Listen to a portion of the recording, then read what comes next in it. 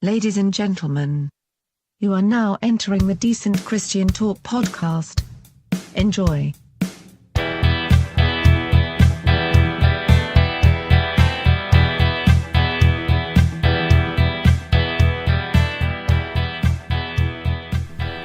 Decent Christian Talk episode number 70.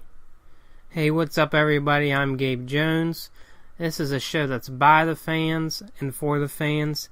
Just like all of you, I am a fan of some great Christian music, and we've got a great show for you today from Facedown Records. We've got a great band for you on the show today. They're named Deathbreaker. They're a good up-and-coming band, and we're excited to have them on the show today. Facedown Records is one of our favorite labels right now. I'll talk to you a little bit about that later on. Before we head into that part of the podcast, we have some thank yous and some things to talk about. Our last two episodes have been some of the two most listened to episodes that we've ever done here at the Decent Christian Talk podcast. We had number 68 with Eddie DeGarmo and number 69 with Michael Sweet of Stryper. So for those of you that are brand new, thank you so much for checking us out. For those of you that are sticking around, thank you so much. We are humbled by the response that we've gotten. We've had thousands and thousands of new listeners over the last couple of weeks, and we can't thank you enough for joining us. The biggest reason that I bring that up is not long after we posted the interview with Michael Sweet from Stryper, the guitar player Oz Fox, who's been with Stryper for so long, had a seizure on stage. This wasn't during a performance of Stryper. This was a kind of a side project that he does. It was in Las Vegas, to my knowledge, and he had a seizure on stage and has been in and out of the hospital ever since. There's been some good reports since then. I think as of this weekend that the wife of Oz Fox had set up a GoFundMe account to kind of help out with his medical expenses, and they have far surpassed the goal for raising money for him as of now. But I just wanted to send that along for those of you that didn't know that our brother Oz Fox is in recovery. Things are looking better than they did preliminarily, and we just ask that you keep him in your prayers. If you want us to keep updated with that, you can check out Stryper's page on Facebook. They've been doing some updates on there, but it was some pretty troubling news when I got that not long after we released that Stryper episode. And I think a lot of the popularity of that episode was because of the Oz Fox unfortunate incident. But we are happy to hear that he is doing better, and we just pray that he continues on the road to recovery, and eventually, hopefully, one day, we'll be able to rejoin Stryper on the road. I don't know what that outlook on that is right now, to be honest with you, but first and foremost, we just pray that his health would be regained and would be stronger than ever. Oz Fox, we were praying for you, buddy. That brings us to our episode today. Like I said, it is with Deathbreaker from Facedown Records. Facedown Records for us has been one of our favorite new labels. I say new, but they've been around a little bit of time. We've actually had a lot of the bands on the Facedown Records roster on our show over the last few years. We had Comrades, I think in the spring of this past year. Their latest release is called Lone Grey, and that was released on October the 7th in 2016, so we should probably be hearing from them pretty soon. Hopefully, because I absolutely love Comrades. We had Dens on pretty recently, a couple months ago, not long after they signed with Facedown Records. They're a new signee, and they released an EP in June 29th, 2018, called No Small Tempest. They are one of my favorite bands to listen to right now. A couple of their singles have already been added to radio stations across the country. I know Dead Rise, which is on that EP, was number one on Radio U for a good while, and it's still charting with them. A brand new band to Facedown Records named Weathered just released a record last weekend called Stranger Here. It's a fantastic album. You definitely want to go check that out. All of these bands are just really hard-hitting, and if you really like some good heavy metal music, some hard rock, you definitely want to check these bands out. But that brings us to our interview today. It is with Deathbreaker. Their latest release is called Disconnect. It was released last year on May 12th. That's, of course, in 2017. And it's an absolutely amazing record. Listening to them on the album and listening to them live, we kind of talk about this in the interview. It kind of brings me back to some of that raw music in the 90s. Late 90s, early 2000s. POD's Fundamental Elements of Southtown comes to mind. Some early Blind Side. Kind of in that vein. When I saw them live, I was like, man, these guys definitely remind me of that. And that's not a bad thing, because I love that sound.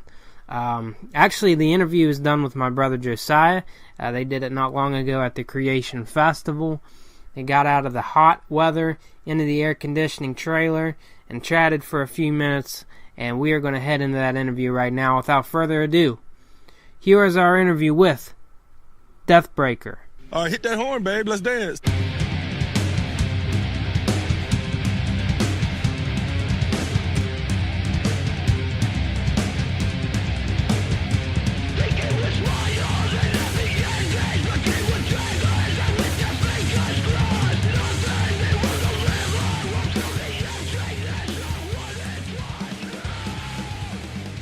Alright, so I'm with Deathbreaker. A lot of beards and long hair. Actually ran into someone yesterday. So what does Deathbreaker play? I'm like, oh, it's mostly gospel and, no, Deathbreaker, they're pretty good. So... Contemporary Christian. Yeah.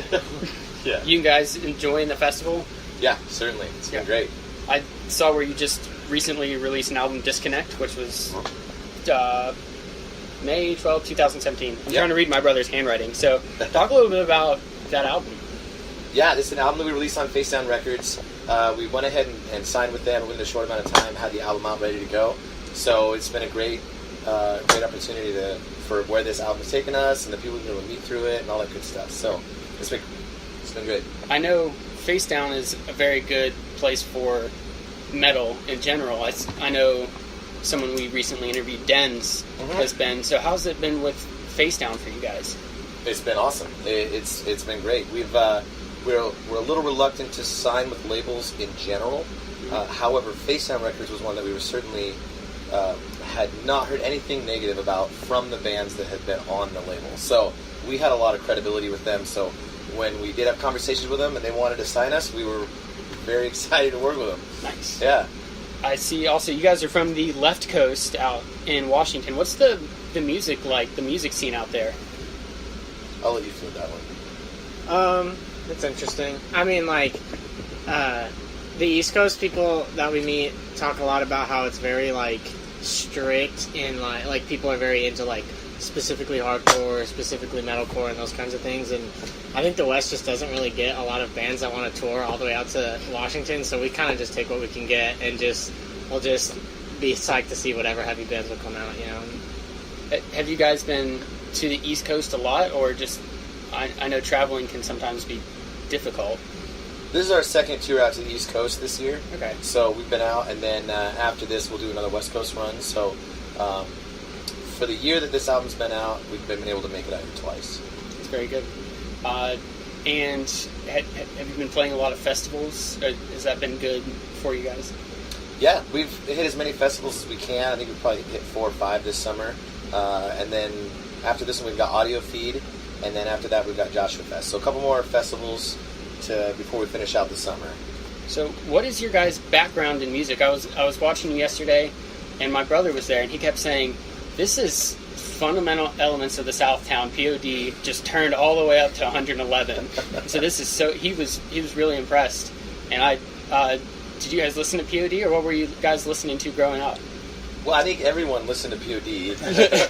It's true. But definitely, yeah, POD for that era was very, I'm going to say, raw. It wasn't overproduced, and so we share a similarity in that regard, that we like a very raw sound, something that's not very mechanical or overproduced, that has a very live feel. So that's also why we went to the producer that we went to for doing the album that we released, Disconnect.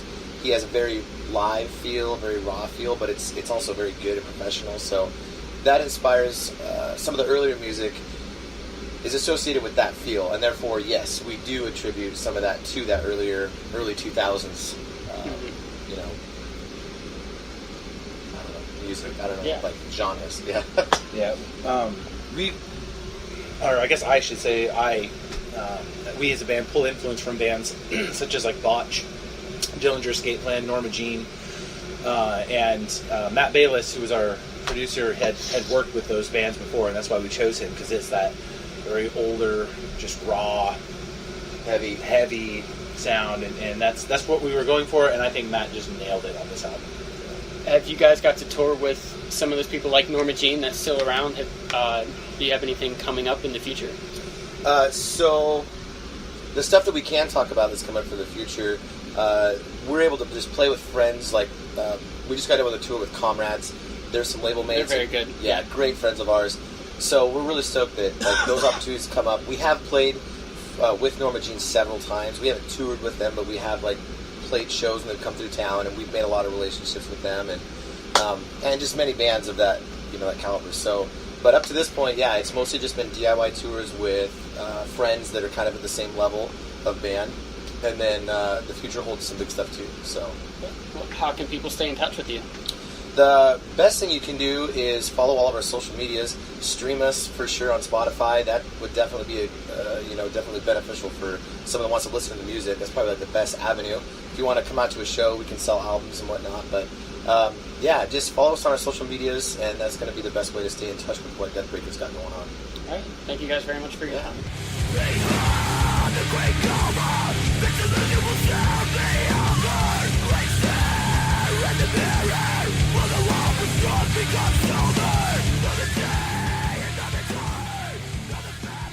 Alright, that was our interview with Deathbreaker. I really like to thank them so much for their time. I'm sure that they didn't mind a whole lot getting into the air conditioning on the hot summer Pennsylvania days. I did kind of want to give you an update. I know that was not too long ago, but they just did post this weekend on their Facebook page, and it says this was posted over the weekend. I think it would have been August 18th that they would have posted this. It says, "We as a band are moving forward with new and exciting things we hope to soon announce, but while we are working hard on our future, we want to take a second to look back on our album, Disconnect, recorded with Matt Bales in Seattle." And it shows a picture of Elijah from Deathbreaker recording some bass tracks, and it kind of asks the fans about what are your favorite songs off Disconnect, and it goes on to say that we love Disconnect and are immensely proud of it. Hard work and brutal honesty created that album. So that's kind of an update from the band, kind of looking back on the release of their record Disconnect that we kind of talked about earlier on in the podcast that was released last year in May. But as the post indicates, they're looking forward. They're going to begin working on a new project pretty soon, and that's just going to be a great, I'd anticipate another great release on the Facedown Records roster, and I'm definitely looking forward to that, to hearing more from this band. We're so excited to hear from these bands that they're just so good. The energy that they bring, it kind of takes you back to some of that music from, like I said, in the late 90s, the early 2000s, the kind of stripped down, raw, kind of I don't want to say grunge, but kind of like a garage band kind of feel. Yeah, it's a great sound, and you definitely want to check these guys out if they are in your area. And again, if you want to check that out, you can find them on Facebook. Deathbreaker is their name. If you just search that on Facebook, you'll find their page, and they do a pretty good job of updating their page with their tour dates, and you definitely want to check that out if they're in your area, as well as any other Facedown Records bands, Dens, Comrades, Weathered. There's so many great bands on this label, and you definitely want to check them out if they're in your area. Yeah, that kind of ends that part of our podcast. We have a huge announcement, and it's kind of on the tails of our last two shows that were so successful. We found out early on last week that we have been added to the Spotify family. What does that mean? That means that our podcast can be found and listened to on Spotify. All you have to do is search Decent Christian Talk Podcast on Spotify, and you can listen to our show and even subscribe to us on there. So if that's easier for you to listen to our show, that's great. That's just another fun way that you can connect with us. We are so happy to hear about that news. I think that's going to open the door to so many more listeners. To our knowledge, there's not a whole lot of Christian music podcasts on Spotify. I think it's us and one other show that Chris Chicago does with Rapzilla.com, and he does a great show if you haven't heard that. But as far as I know, I think we're the only other one that's on Spotify. So that's a huge deal. Spotify is a little bit picky about the podcasts that they put on there. They're definitely selective in that nature, but we are blessed and honored that they chose us to be on Spotify. And hey, if that's more convenient for you to listen to our show, that's awesome. I know that we've got a lot of Android users that listen to our show, and that would definitely be easier for you to probably check us out on there if you haven't already. Again, we are on Spotify. We're so happy about that. Just search on there, Decent Christian Talk Podcast, and you can subscribe to us through Spotify. We're still on iTunes. We're still on the Google Play Store for Android users. You can subscribe to us through those ways, too. If that's easier for you to listen to, you can just continue to stick through that. And if you do listen to us through those avenues, we would definitely love if you gave us a nice review, and also give us subscribe to us on there as well. That definitely helps us out. We're also on SoundCloud and YouTube for those of you that listen to us on there. We've also been posting our interview portions of the show on our Facebook page, Decent Christian Talk, and the Decent Christian Talk podcast discussion group. We've had some fun discussions on there. We, of course, have our DecentChristianTalk.com website that we post every single episode on there. If you leave your email address on that website, there's a place where you can subscribe to us on there, and you'll get an email every single time we update the show. And, of course, we're on Patreon, patreon.com/Decent Christian Talk.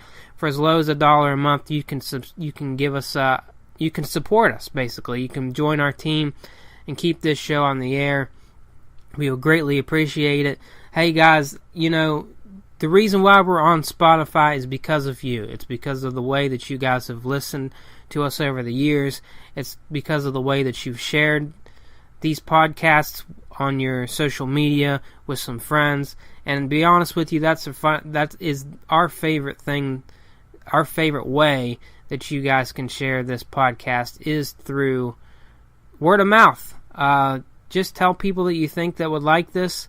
Some previous episodes, if you think they'd like to hear some of the DeGarmo Key and Stryper specials that we've done, definitely recommend those to them. We definitely would love to have more listeners.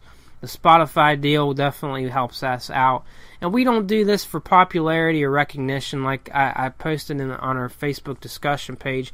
We're not in this to be insiders or popular. We do this because we're fans and this is a passion that we have. We believe in music. We believe that as a great vehicle to reach others for Christ, and honestly to build community.